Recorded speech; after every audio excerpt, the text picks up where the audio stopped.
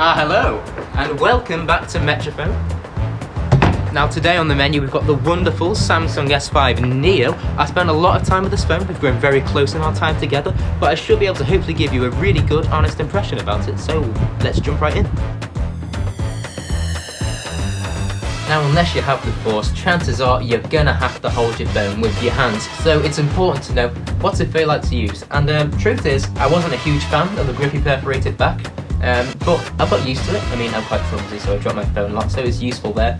The buttons themselves, the ergonomics of the phone, power button to home button is not awful. It's pretty, it's all right, but I've got pretty big thumbs. But the volume rockers there, I feel like my whole hand's got to climb the phone like some sort of monkey or a sloth, like that, to get to them.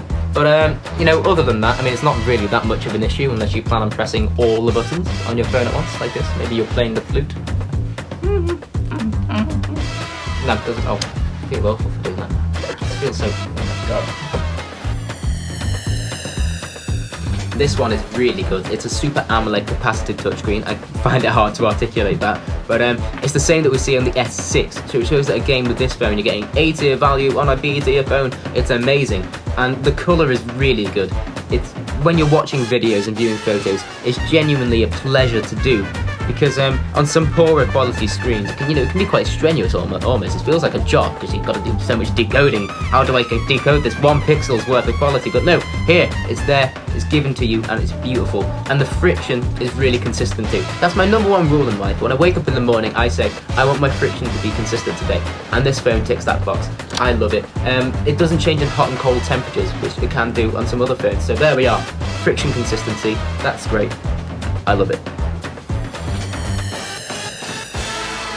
And this one is really great. 16 megapixels of pure fury, and what the 16 megapixels of fury, what am I saying? But it's great, basically, is what I'm trying to say. It's a really high-end camera, and it's got a wide-angle shallow depth of field lens, which means that things like close-ups and big shots of scenery, groups of friends, it's going to do those kind of things really well every time. And of course, it's got all your crazy modes. It's got your panorama, continuous shot, HDR, beauty face, GIFs, if you're a Tumblr user, that does come in handy. And the Pro mode, which means you can change all these crazy things like the ISO, the white balance, and all these things that I don't use because I'm a simple man. I like my simple point and click auto. Look at this. Bam. That's that. Done. Look at that. Quick smart. Let's get some other examples of good photos I've done. This is taken through a shop window, so in terms of the quality itself, it's not great, but for through a shop window, that's really good. I'm super proud of this one. Look at the detail you can get, and see on the wooden bar there on the front, it shows that you get really great detail up front, and you can see everything else in the background really well as well. I'll show you just a couple of other things quickly. Props to the Snapchat filters for this one. Look at that.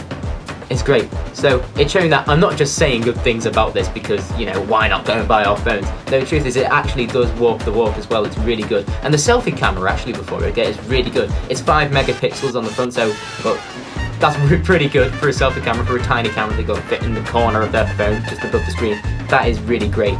So the quality on this, it just keeps coming. Video, so this is going to be quick because there's so little to say, but it's all really good stuff.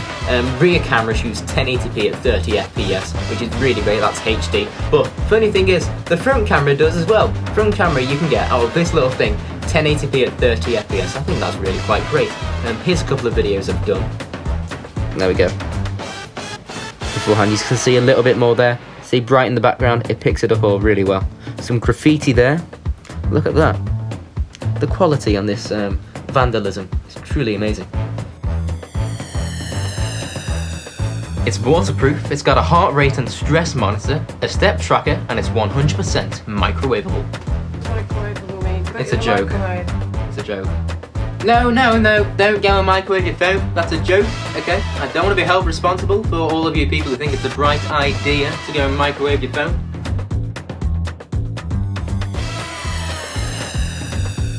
Well, yes it can. It's got an octa-core processor, and for those of you who don't know what that means, it just means that it can do pretty much anything you want it to. No, it cannot create fusion power, but anything that you can do on a phone, it's going to be able to handle. I've played really top-end games, I've done everything there is to do on this device.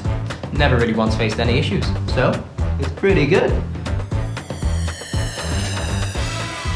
It's a damn fine phone. And that's not just because of the phone itself, bear in mind, it's about its place in the market, because you see, it's priced like a B-tiered phone, yet it's too good to be a B-tiered phone. Yet it lacks the build and additional features of A-tiered phones, so it's very unique, it's sort of floating in its own space in the market, and I love that. But in terms of what you need from a phone, its core functionality, its camera, it's waterproof, you know, it's brilliant, it's perfect, so do you know what? I love it. Fantastic.